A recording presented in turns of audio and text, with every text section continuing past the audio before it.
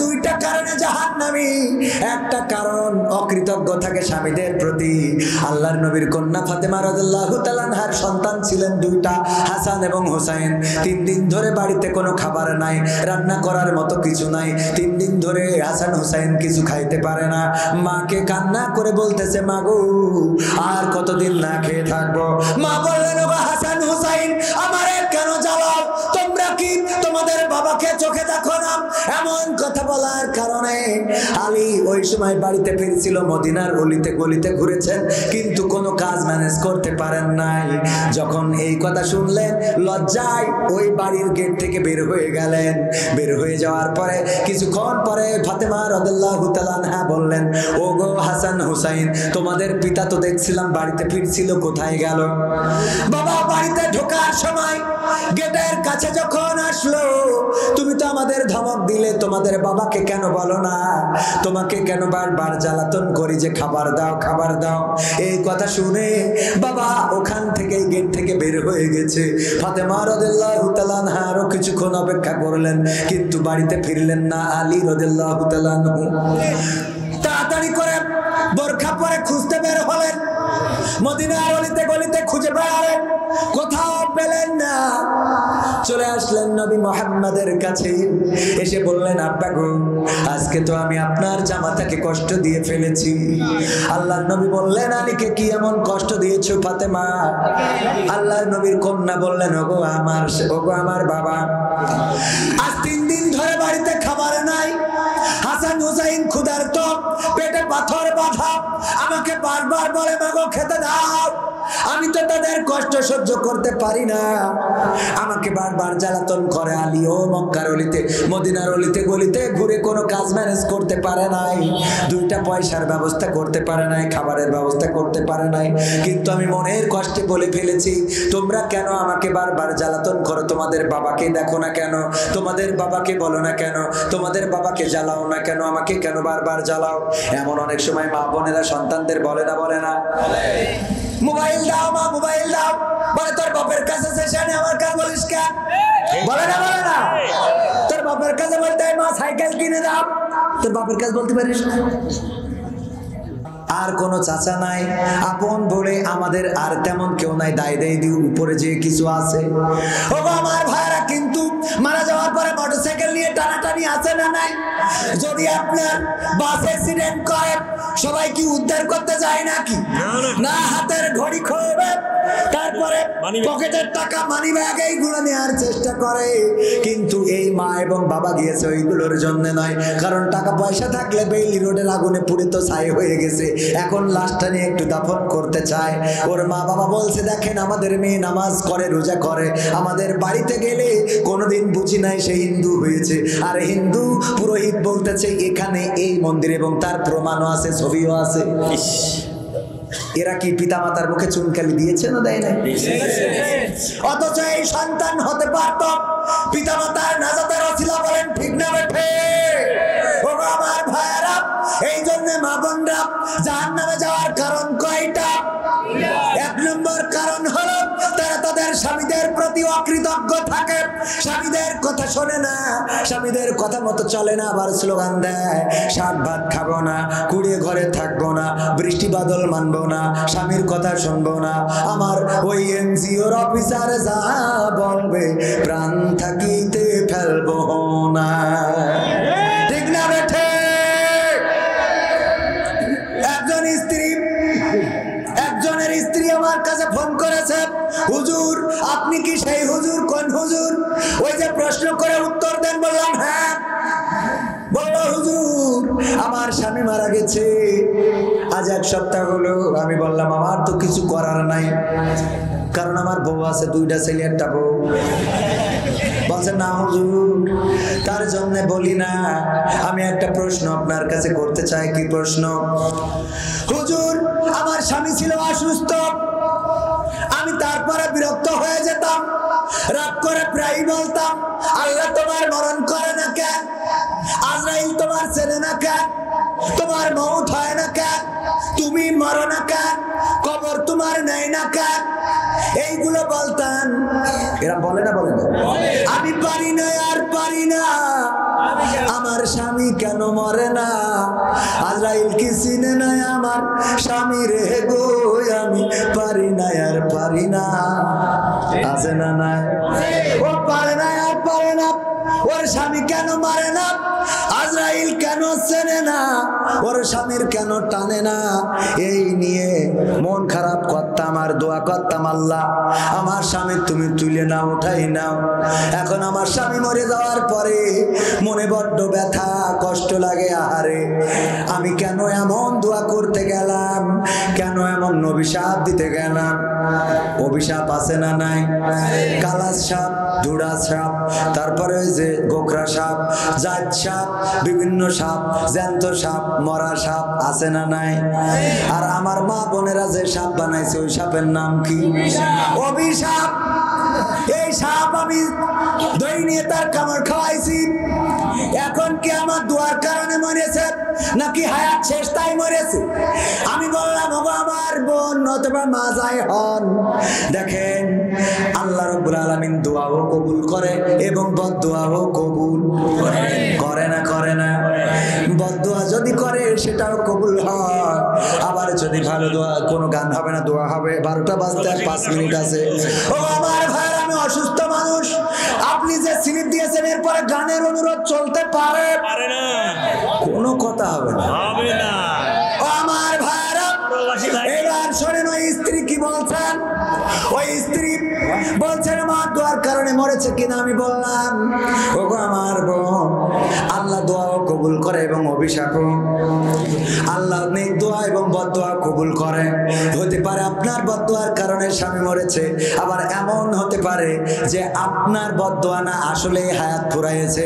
তবে যদি আপনার বদদোয়ার কারণে মরে তাইলে আপনি অন্তত আল্লাহ যদি ক্ষমা না করে জাহান্নামের কীট হয়ে গেছে। ঠিক না বেঠে? কারণ স্বামীকে কষ্ট দেয়া যাবে। আল্লাহর নবীর কন্যা ফাতেমা রাদিয়াল্লাহু তাআলা আনহার 2টা সন্তান ছিল, নাম কি? হাসান এবং হুসাইন রাদিয়াল্লাহু তাআলা আনহু। আমি কথা বলছি, আমার বড্ড কষ্ট হচ্ছে, আমার লাঞ্চের উপরে চাপ দিয়ে কথা বলা নিষেধ। তারপরেও আর কালকে দিনটা বলবো, তারপরে রেস্টে যাব, ওষুধ চলছে। এর মধ্যে গতকাল খুব বেশি কষ্ট হচ্ছিল, কিন্তু আজ একটু কম হচ্ছে। তারপরেও আমি আমার দায়িত্ব শেষ করতে চাই। 2 ঘন্টার নিচে আলোচনা তেমন একটা করি, 2 ঘন্টার নিচে তেমন একটা করি না। 11টায় উঠেছি, 1টা বাজতে গেছে না যায় নাই। মুনাজাত দিয়ে আর একটু বেশি সময় চলে যেতে পারে, থাকবেন ইনশাআল্লাহ। ও আমার ভাইরা, এখনো 10 মিনিট আছে, এর মধ্যে বলি শোনেন। আল্লাহর নবী বললেন 2টা কারণে জাহান্নামী। একটা কারণ অকৃতজ্ঞ থাকে স্বামীদের প্রতি।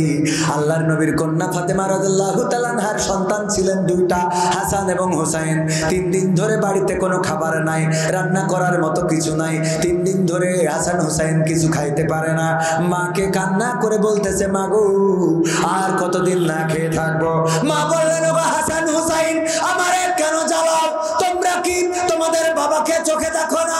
এমন কথা বলার কারণে আলী ওই সময় বাড়িতে ফিরছিল, মদিনার অলিতে গলিতে ঘুরেছেন, কিন্তু কোনো কাজ ম্যানেজ করতে পারেন নাই। যখন এই কথা শুনলেন লজ্জায় ওই বাড়ির গেট থেকে বের হয়ে গেলেন। বের হয়ে যাওয়ার পরে কিছুক্ষণ পরে ফাতেমা রাদিয়াল্লাহু তাআলা আনহা বললেন, ও গো হাসান হুসাইন, তোমাদের পিতা তো দেখছিলাম বাড়িতে ফিরছিল, কোথায় গেল? বাবা বাড়িতে ঢোকার সময় গেটের কাছে যখন আসলো, তুমি তো আমাদের ধমক দিলে, তোমাদের বাবাকে কেন বলো না? তোমাকে কেন বারবার জ্বালাতন করি যে খাবার দাও খাবার দাও। এই কথা শুনে বাবা ওখান থেকে গেট থেকে বের হয়ে গেছে। ফাতেমা রাদিয়াল্লাহু তাআলা আনহা আরো কিছুক্ষণ অপেক্ষা করলেন, কিন্তু বাড়িতে ফিরলেন না আলী রাদিয়াল্লাহু তাআলা আনহু। তাড়াতাড়ি করে বোরখা পরে খুঁজতে বের হলেন, মদিনার অলিতে গলিতে খুঁজে বেড়ালেন, কোথাও পেলেন না। চলে আসলেন নবী মুহাম্মাদের কাছে, এসে বললেন, আব্বা গো আজকে তো আমি আপনার জামাতাকে কষ্ট দিয়ে ফেলেছি। আল্লাহর নবী বললেন, আলীকে কি এমন কষ্ট দিয়েছো ফাতেমা? আল্লাহর নবীর কন্যা বললেন, ওগো আমার বাবা, আজ 3 দিন ধরে বাড়িতে খাবার নাই, হাসান হুসাইন ক্ষুধার্ত, পেটে পাথর বাঁধা, আমাকে আমাকে বারবার বলে মাগো খেতে দাও, আমি তো তাদের কষ্ট সহ্য করতে পারি না, আমাকে বারবার জ্বালাতন করে। আলীও মক্কার অলিতে মদিনার অলিতে গলিতে ঘুরে কোনো কাজ ম্যানেজ করতে পারে নাই, দুইটা পয়সার ব্যবস্থা করতে পারে নাই, খাবারের ব্যবস্থা করতে পারে নাই।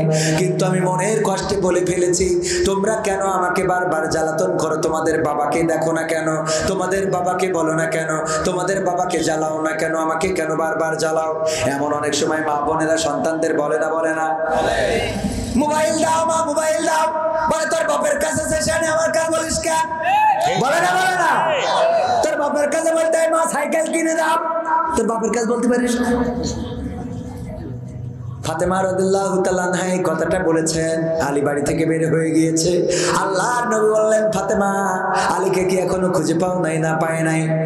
আল্লাহর নবী বললেন, ওগো ফাতেমা, আমার আলীকে যদি এই মুহূর্তে কোন সাপে কামড় দেয়, আর আলী যদি মারা যায়, অথবা কোন বোনের বাপ ধরে নিয়ে যায়, আর আলী যদি মারা যায়, তুমি যদি তার থেকে কোনো ক্ষমা চেয়ে না নিতে পারো, এই কথায় যদি আলী কোনো কষ্ট মনে রেখে কবরে চলে যায়, তুমি যদি ক্ষমা চেয়ে না নিতে পারো, ওই কিয়ামতের ময়দানে, হাসরের ময়দানে, বিচারের দিনে, মুসিবতের দিনে আমি নবী মুহাম্মদ তোমাকে আমার কন্যা বলে পরিচয় দেব না।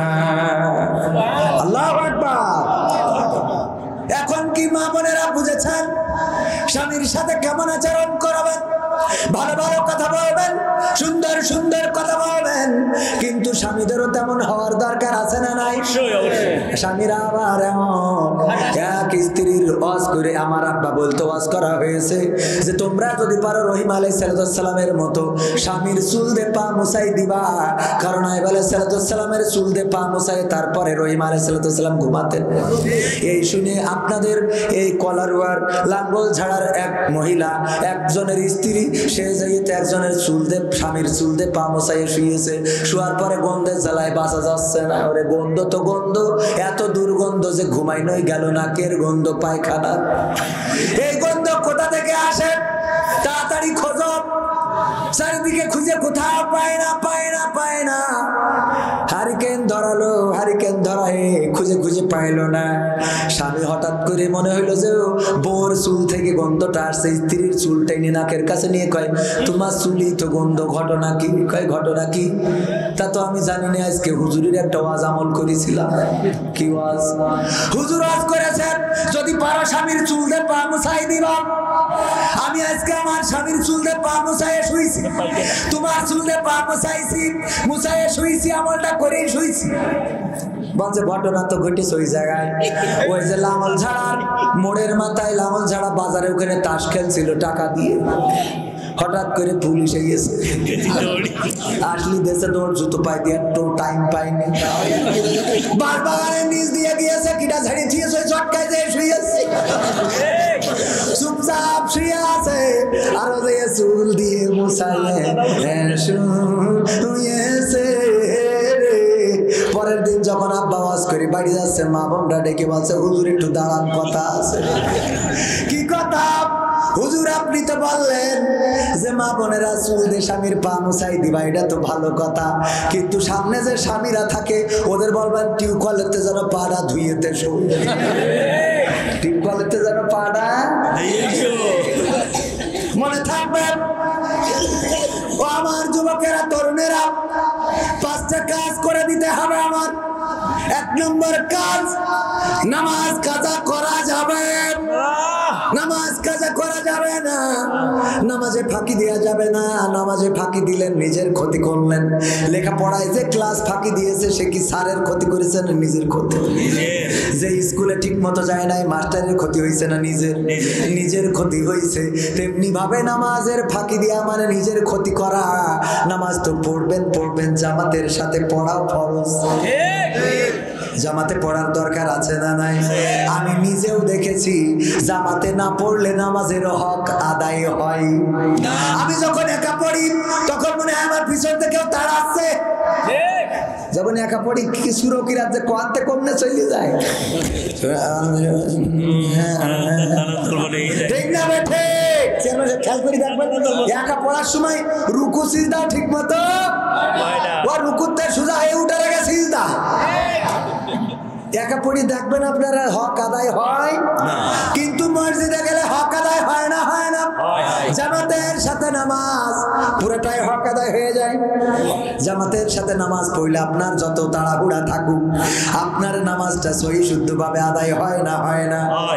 অনেকেই আছে নামাজ পড়ে না, কিন্তু নামাজের সহি শুদ্ধ না হলেও বুঝতে পারে। আমাদের এক এমপি মশিউর রহমান রাঙা এমপি ছিল, এবার ফেল মেরেছে জাতীয় পার্টির, রংপুরের এক ফেল মেরেছে এমপি থাকাকালীন। গত বছরের এক মাহফিলি বলতেছেন একজন নামাজ পড়ে না, কিন্তু সে নামাজের টাইমটা বোঝে। কেমন টাইম বোঝে? নামাজ জামাত শেষ হওয়ার পরে এখনকার নামাজিরা নামাজে মনোযোগ না, এই কথাটা বুঝাইতে যেয়ে সে বলতেছে নামাজ শেষ হওয়ার পরে দোকানদার বলছে ইমাম সাহেব আজকে কি ঈশার নামাজ 4 রাকাতের জায়গায় 3 রাকাত পড়িছেন? বলছে না 4 রাকাত, কেউ তো লুকমা দিলে না। বলছে না আমি নিশ্চিত 3 রাকাত। কয় কি করে? কয় আমার মন বলে শুধু তাই না, আমি নিশ্চিত বিশ্বাস করি।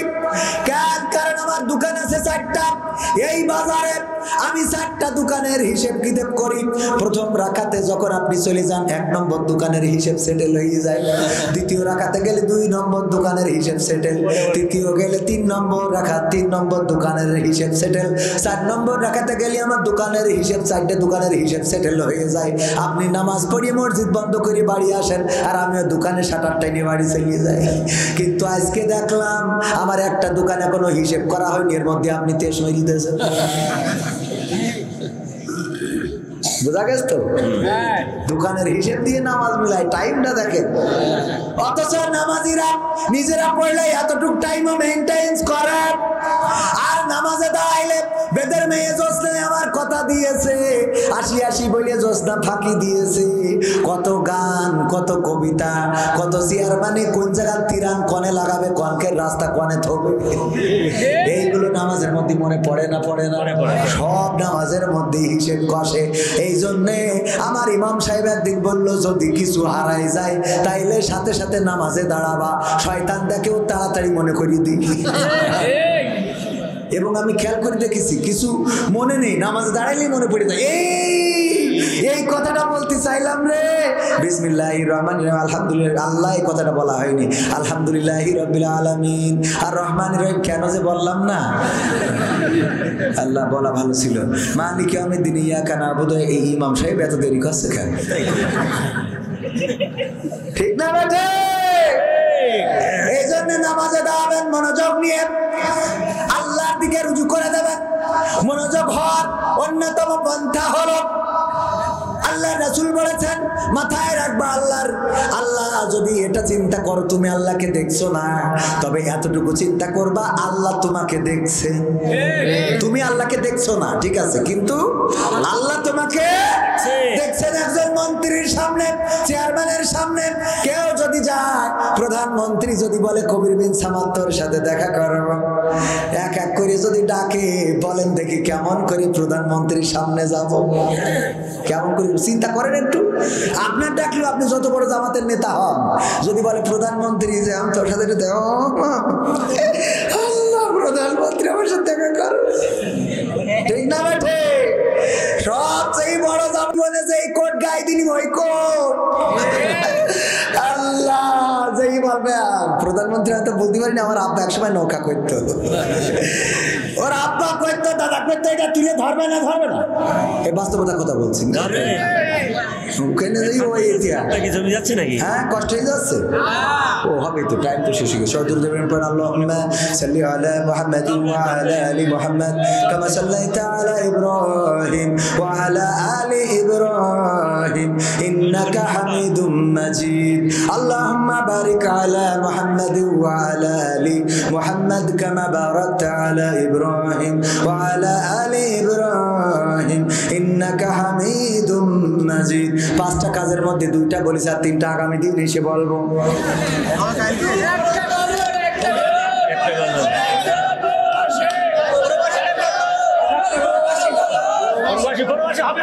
আল্লাহুম্মা আমিন।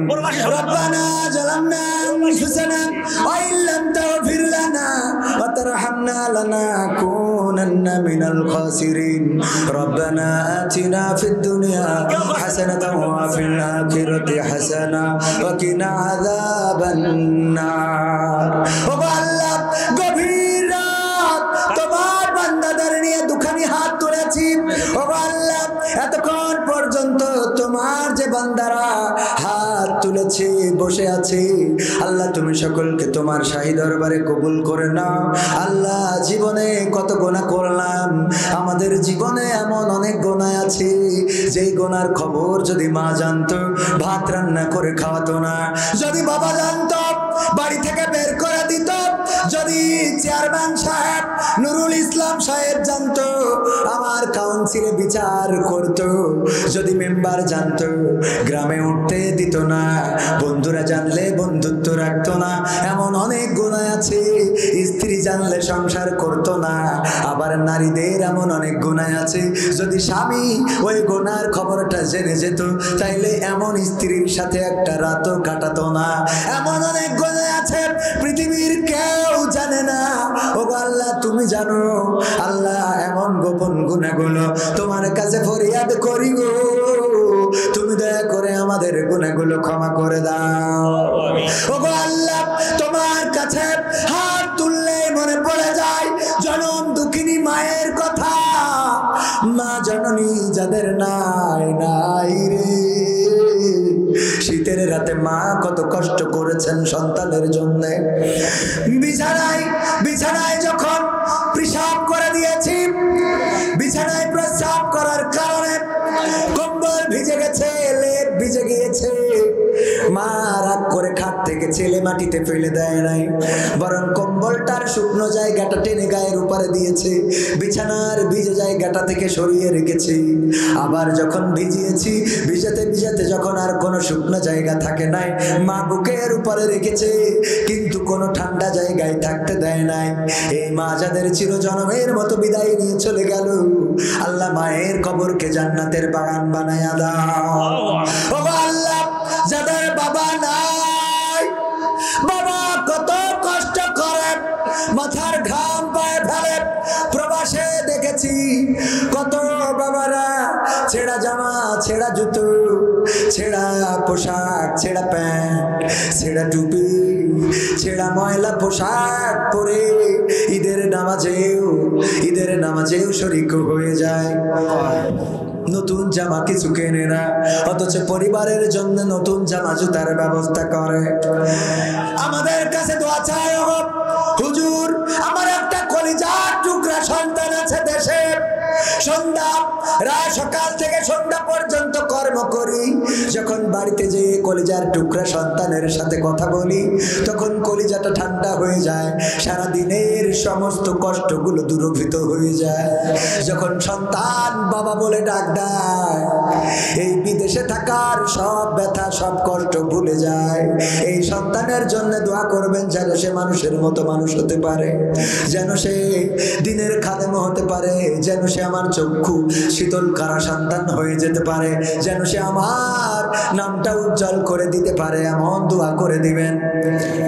আল্লাহ, এমন পিতা যাদের চিরজন্মের মতো হারিয়ে গেল, সাতক্ষীরা কোলারওয়ার কত মানুষ ভ্যান চালায়, কত মানুষের গাল মন্দ শোনে, বকা শোনে, কত মানুষের গালি খায়, তারপরে সন্ধ্যাবেলা চাল ডাল কিনে নিয়ে যখন বাড়িতে ফেরে, ওই ভ্যান চালক রিক্সা চালক বাবাটা বাড়িতে ফেরার সময় আর ভ্যান চালক থাকে না, যখন সন্তান বাবা বলে ডাক দেয় এমন হাসি দেয় যেন সে এই বাংলাদেশের কোনো এক প্রেসিডেন্ট।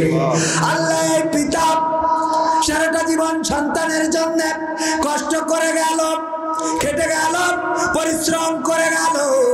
কত পিতাকে দেখেছি যখন সন্তান বিদেশে যায় এয়ারপোর্টের মধ্যে সন্তানকে ঢুকিয়ে দেয়, আর সন্তান ওই গ্লাসের দরজা দিয়ে যখন ঢুকে যায় বাবা ওই দিকে অপলক দৃষ্টিতে তাকিয়ে থাকে, আর চোখ থেকে অশ্রু টপ টপ করে ঝরতে থাকে, তাকিয়ে থাকে, আহারে দুইটা পয়সার জন্য আমার কলিজার টুকরা সন্তান চলে যায়, 7 সমুদ্র 13 নদী পাড়ি দিয়ে কোথায় পর করে দিলাম।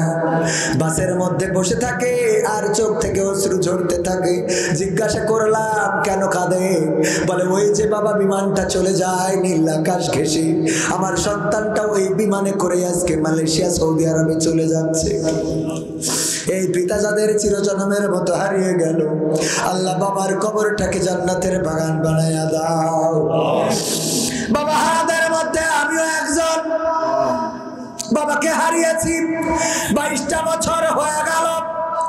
না আর কেউ কোনদিন বাবার মতো মাথায় হাত বুলিয়ে দেয় নাই, আর কোনদিন বলে নাই কবির আমি তো আছি এগিয়ে যাও। যে বাবা হারালাম বুঝলাম বাবার কষ্টটা কতটুকু। আমার কলেজের প্রিন্সিপাল বললেন, কবির ভাই সবচেয়ে জীবনের চাওয়া কি? আমি বললাম পরকাল আছে, এটা তো সত্য, কিন্তু যদি না থাকে আমি এটা চাই না। আমি চাই পরকাল যেন থাকে, এটা 100% বিশ্বাস করি এবং আমি এটা মানিও। কিন্তু নাস্তিকদের কথা ধরে যদি বলি পরকাল নাই, আমি সেটা মানতে চাই না শুধু একটি কারণে, সেটা হলো আমি যেন পরকালে আমার বাবাকে আবার পাই। আমি এটাও বলেছি, আল্লাহ যদি জান্নাতে না দাও, যদি জাহান্নামেও দাও, বাবাকে দেখাও আমার বাবাকে যেন পাই। যে বাবা আমার জন্মদিনে আনন্দিত ছিল, আমার ব্যথায় কাতর হতো, আমার কষ্টে ব্যতীত হতো। শুধু আমার কষ্টে নয়, এমন অনেকেই আছেন, অনেক পিতা অনেক সন্তান আছেন যাদের সুখের জন্য পিতা সারাটা জীবন কষ্ট করেছে। আল্লাহ যেন সবার পিতার কবরকে জান্নাতের বাগান বানিয়ে দেন। যাদের পিতা মাতা বেঁচে আছেন আল্লাহ হাতে খায়াত দিয়ে দাও, অসুস্থ থাকলে সুস্থতা দান করে দাও। এই মাহফিলের আয়োজন যারা করেছে আর শোনার জন্য যারা এসেছে, আল্লাহ তুমি সকলকে কবুল করে নাও, সবার নেক হায়াত দান করে দাও। আমার সাবেক চেয়ারম্যান সাহেব জনাব নুরুল ইসলাম অত্যন্ত ভদ্র চমৎকার হৃদয়ের একজন মানুষ। আল্লাহ তুমি আমার নুরুল ইসলাম সাহেবকে কবুল করে নাও। আল্লাহ জনগণ যদি চায়, যেইভাবে কাউন্সিলে নেতৃত্ব দিয়েছে আবারও তিনি নেতৃত্বে আসবেন। আল্লাহ তুমি দয়া করে ভালো মানুষদের সমাজে নেতৃত্ব দেওয়ার তৌফিক দান করে দাও। ও আল্লাহ দাড়িওয়ালা টুপিওয়ালাদের নেতা বানিয়ে দাও। আল্লাহ নামাজি রোজাদারদের নেতা বানিয়ে দাও। আল্লাহ ইমানদার মুজাহিদদের নেতা বানিয়ে দাও। তোমার জমিনে তোমার দিন কায়েম করতে চাই যারা, তাদেরকে নেতা বানিয়ে দাও। ও আল্লাহ তোমার কাছে আমরা যারা হাত তুলেছি, আমাদের যাদের কলিজার টুকরা সন্তান আছে, আল্লাহ তুমি তাদেরকে মানুষের মতো মানুষ বানিয়ে দাও, তাদের চক্ষু শীতলকারী সন্তান হিসাবে গড়ে দাও। ওরা যেন আমাদের নাজাতের কারণ হতে পারে তৌফিক দান করে দাও। ওরা যেন আমাদের জাহান্নামের কারণ না হয়ে যায়। ও আল্লাহ মা বোনেরা হাত তুলেছে পর্দার মধ্যে, মা বোনদের হাত দুখানা কবুল করে নাও। কত মা বোনদের এই গ্রামে বাড়ি ছিল না, বিয়ের পরে এই গ্রামটা বড় আপন হয়ে গেছে। বিয়ের দিন পিতামাতা কত কেঁদেছিল, জামাইয়ের হাত ধরে বলেছিল জামাই গো তোমার হাতে তুলে দিলাম আমার মেয়েকে মোটা চাউলের ভাত, মোটা সুতার কাপড় কিনে দিও, কিন্তু মেয়েরে যেন কষ্ট দিও না, ব্যথা দিও না, মেয়েরে যেন নির্যাতন করো না। এমন কান্নাকাটি করে যে পিতামাতা হাতে তুলে দিল, ওই পিতামাতা যাদের চিরজন্মের মতো বিদায় নিয়ে চলে গেল, আল্লাহ কবর গুলো জান্নাতের বাগান বানায়া দাও। কত মা বোন আছে অসুস্থ, স্বামীকে বলতে পারে না, টাকার অভাব, বাবাকে বলে না, সংসার চলে না তাই সন্তানকে বলে না, যদি রেগে যা। ও আল্লাহ এমন মা বোন যদি থাকে গো, তুমি ডাক্তারের চেয়ে বড় ডাক্তার, কবিরাজের চেয়ে বড় কবিরাজ, আল্লাহ তুমি ওই মা বোনকে সুস্থতা দান করে দাও। ও আল্লাহ আমার তরুণ তরুণী কিশোর কিশোরী যারা আছে, যুবক যুবতী যারা আছে, ছাত্র ছাত্রী যারা আছে, আল্লাহ তুমি তাদেরকে লেখাপড়ায় কামিয়াবি দান করে দাও। আল্লাহ মেয়েদেরকে সৎপাত্রস্থ করার তৌফিক দান করে দাও। আমার চেয়ারম্যান সাহেবের সন্তানদেরকে মানুষের মতো মানুষ বানিয়ে দাও। আল্লাহ কলিজার টুকরা সন্তানেরা যেন জান্নাতের কারণ হয় তৌফিক দিয়ে দাও। আল্লাহ ওরা যেন চেয়ারম্যান সাহেবের মুখকে উজ্জ্বল করতে পারে সেই তৌফিক দান করে দাও। আল্লাহ 20 রমজানে চেয়ারম্যান সাহেব সাবেক উমরা করার জন্য মক্কায় যাবেন, আল্লাহ যাতায়াতটা সহজ করে দাও। তোমার ব্যবস্থা করে দাও আল্লাহ। রমজানের ইতিকাফ করার তৌফিক দান করে দাও আল্লাহ। আবার উমরা শেষে যেন ভালোভাবে ফিরে আসতে পারে তৌফিক দান করে দাও। ও আল্লাহ, এখানে যারা হাত তুলেছে সবাইকে তুমি তোমার কাবা, তোমার রাসূলের রওজা না দেখায় কবরে নিও না। ও আল্লাহ, তোমার কাছে চাইলে সারা রাত চাওয়া শেষ হবে না। এই মসজিদের জন্য যারা দান করেছে, টাকা দিয়েছে, পয়সা দিয়েছে, ধান দিয়েছে, চাল দিয়েছে, রড দিয়েছে, ইট দিয়েছে, বালু দিয়েছে, সিমেন্ট দিয়েছে, আল্লাহ যারা ওয়াদা করেছে যে যা দান করতে চেয়েছে সবার দানকে কবুল করে নাও। আর 2টা দিন পরে রোজা, অথচ এই রোজা আসার আগে কত লাশ, কত কবরে যে শায়িত হয়ে যাবে, কত মানুষের মাথার কাছে মালাকুল মাউত চলে আসবে। এই 2টা দিন আর পার হবে না, অনেকেই কবরের বাসিন্দা হয়ে যাবে। আল্লাহ, তুমি আমাদের এই রমজানের রোজাটা না রাখায়া কবরের বাসিন্দা করে নিও না রে। ও আল্লাহ, তুমি বাংলার জমিনে কোরআনের আইন কায়েম করে দাও আল্লাহ। তুমি আলেমদের মুক্তির ব্যবস্থা করে দাও। আর তোমার কাছে আখেরি ফরিয়াদ মালাকুল মউত যেদিন এসে জানটা নিয়ে উড়াল দেবে আল্লাহ, ওই দিন আমাদের সবার জবানে জারি করে দিও আখেরি কালেমা লা ইলাহা ইল্লাল্লাহু মুহাম্মাদুর রাসূলুল্লাহ সাল্লাল্লাহু আলাইহি ওয়াসাল্লাম। আসসালামু আলাইকুম।